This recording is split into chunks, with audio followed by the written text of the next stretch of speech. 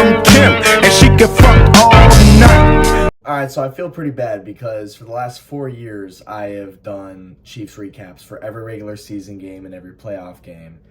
But, I mean, damn, was it hard to find a groove this year. One of the big things was that, well, I went to the first 2 games in person this season, so it was really hard for me to just make recaps on it, right? So we're through 4 weeks. I'm just giving this to you now. I apologize, but I don't want to not do recaps this year because I love making these videos. It's a part of my fall every year is watching the game and then giving my thoughts about it. I enjoy it. I enjoy talking to fans alike about it. So I'm going to do my best here to get you all caught up. First 3 weeks that are now old news, I probably won't get a whole lot of views. I quite frankly don't care. It makes me feel more complete when I get these out. I moved back into my college apartment. I'm home now, but I moved into a new college apartment this year, and the lighting is awful. I get very little sunlight through my windows because we're kind of living in one of those enclosed areas, so unless the sun is directly above us at noon, I don't get a whole lot of sunlight in my room, and the lights that I have are just terrible. The lighting sucks. I've tried to make videos in there, and I'm just completely unsatisfied with how it looks. It looks like it's recorded on an Android. And I don't like that. So I figured that for this weekend, I would just come back home and make all the recaps, catch up on it here. So we're going to go ahead and talk about the first week of the NFL season this year. It was the first game of the season. It was Thursday Night Football about a month ago, almost a month ago. Lions and Chiefs. I want to talk about it. I want to talk about every game. So I'm going to be completely honest with you. Going into this game, I thought that there was a high possibility that the Chiefs lose this game, but not in the fashion that they did. Think about what the stakes are for the Chiefs and the Lions. For the Chiefs, you open up in front of the whole world, you host it, you get to unveil your banners, have your whole Super Bowl ceremony, your championship ceremony, right? And you get to brag about that to the whole world who's watching. Whereas the Lions, they come in, what the hell do they have to lose? Nothing. They're going to want to put on a show for America, and they're going to want to prove that, hey, we're going to be a good team this year.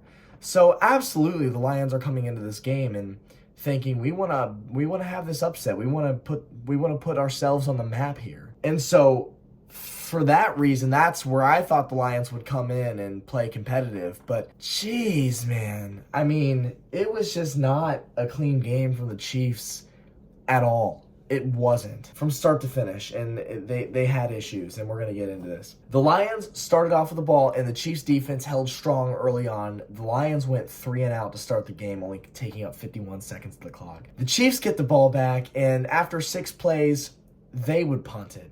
I really have to watch the recap on this game because there's a lot of things that probably meant a lot to the game in the moment that I am no longer remembering because it was 4 weeks ago, but I'm trying my best here. The Chiefs would punt. The Lions get the ball back, and they were initially held on a 3 and out. On 4th and 2, they get in punt formation. To no surprise of Chiefs fans, Dan Campbell calls a fake punt, which I say unsurprisingly to Chiefs fans is because our opponents have been getting away with fake punts on us a lot in recent years. The Chiefs, they just don't really know how to stop it. And I think Dan Campbell knew that, and he said, hey, I don't care that we're on our own, whatever it was. They were in their own 20 pretty much. They were backed up pretty far. He still ran the fake punt. He just didn't care, and of course they converted it, and that would eventually turn into a touchdown drive for the Lions. That's right. It would be a 9-yard passing play from Jared Goff to Amon-Ra St. Brown. Now, I'm not going to lie. I've had Amon-Ra St. Brown on my fantasy for the past 3 years, so I know this guy is a baller. I just do. And I knew he was going to be a tough dude to stop for the Chiefs defense in this game. So that was the first scoring play of the game. The Lions are up 7-0. The Chiefs would respond with a 13-play, 6-minute drive, also resulting in a touchdown. The touchdown play would be a short pass from Patrick Mahomes to Rashee Rice. 1-yard touchdown. Harrison Butker, extra points good. We're all tied up at 7. The Lions would get the ball back, and after 6.5 minutes, 11 plays, they actually fumbled the ball. What happened was Jared Goff passed his receiver Jones, and after taking a few steps, McDuffie gets that ball out of his hands. So the Chiefs, at their own 7, now have possession of the football, and that was a huge moment for the Chiefs because, hey, the Lions are going to get 3 at the minimum here, but we got the fumble and held them to 0. So the Chiefs, what did they do with that opportunity? absolutely nothing but a 3-and-out. They went 3-and-out again. They started off a lot of drives this game, handing the ball off consistently to Clyde Edwards-Helaire. And that was, in my opinion, a part of the Chiefs' failed drives in this game. I was optimistic about Clyde in his rookie year, 2020, and he didn't play great. And so when 2021 ran around, I was like, I don't know about this guy, because he wasn't good in his rookie year. I'm going to give him a little bit of slack, see if he can break out in a sophomore year. He just didn't.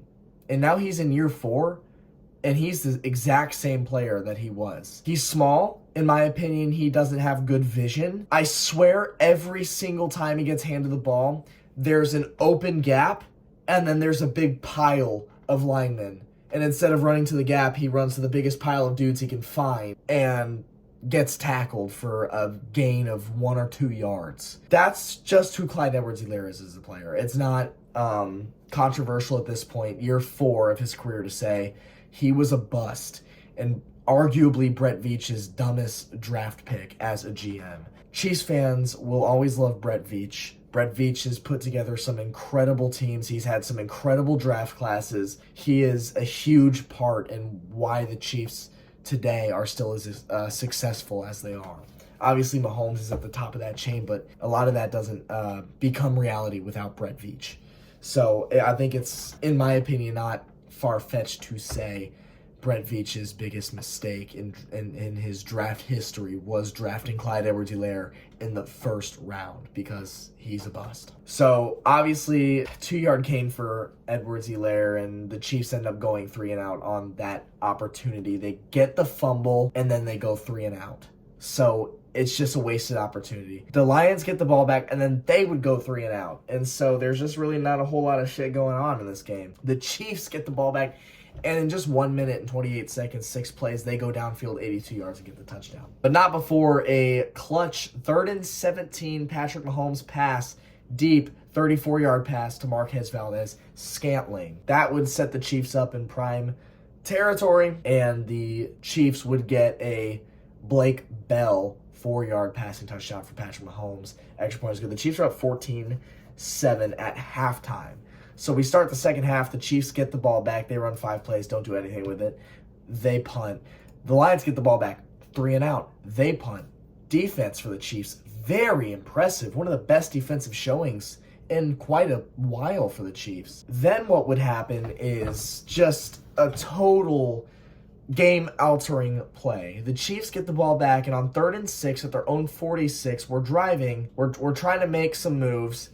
Patrick Mahomes throws a 4-yard pass to Kadarius Toney, in which it bounces right off of Kadarius Toney's hands into the Lions defense. Branch recovers it, and he takes it to the house. So while this goes down as a Patrick Mahomes pick 6, he couldn't have thrown this ball better. I mean, it was right in Kadarius Toney's hands, and Kadarius Toney just let it bump up into the air, and it was picked off for a pick 6. And it just it gave me flashbacks to the 2021 Chiefs team, where it was every single week Mahomes would have an interception that was bounced off of his own receiver's hands first.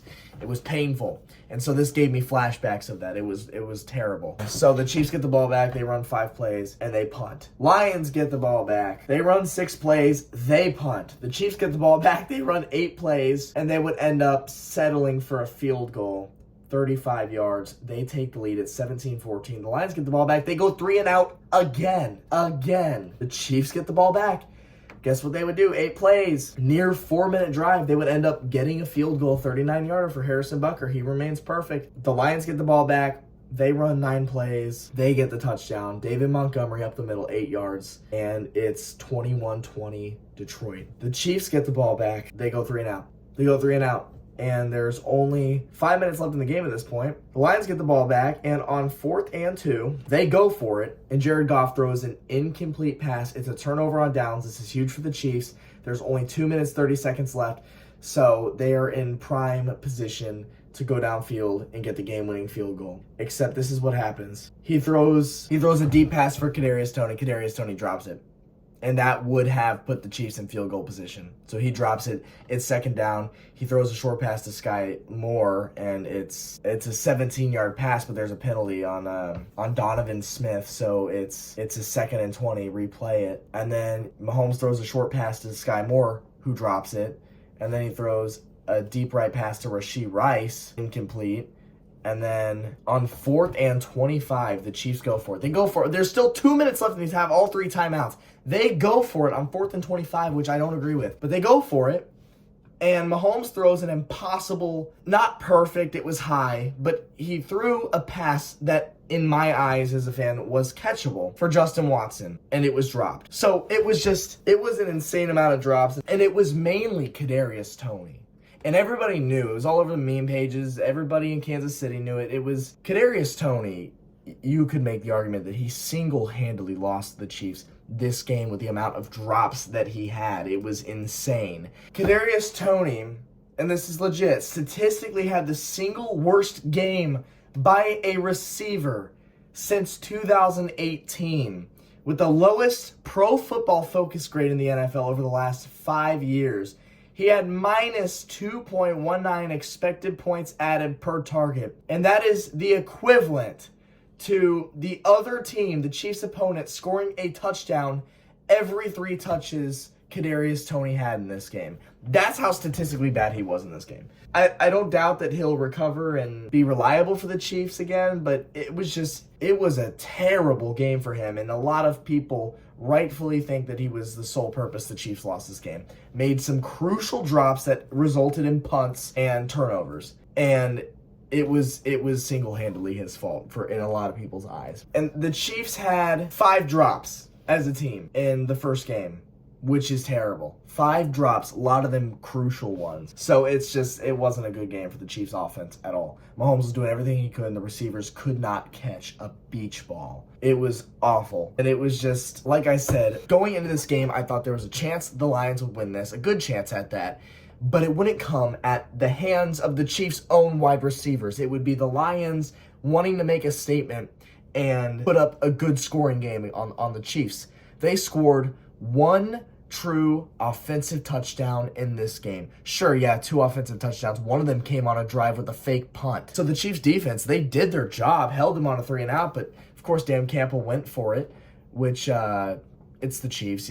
Of course you're going to get a fake punt on them. They don't know how to cover fake punts because Dave Toub is still the worst special teams coordinator in the league. I don't know why we still have him. He's awful. It wasn't so much the Lions making their own statement. It was more so the mistakes of the Chiefs and the Chiefs offense. I was heavily impressed with the defense. Like I said, you had a touchdown given up on a drive with a fake punt. You had a pick 6 that was a perfect pass. And then you had 1 true drive with no mistakes that the Lions pulled off. So the Chiefs defense, they did their fucking jobs.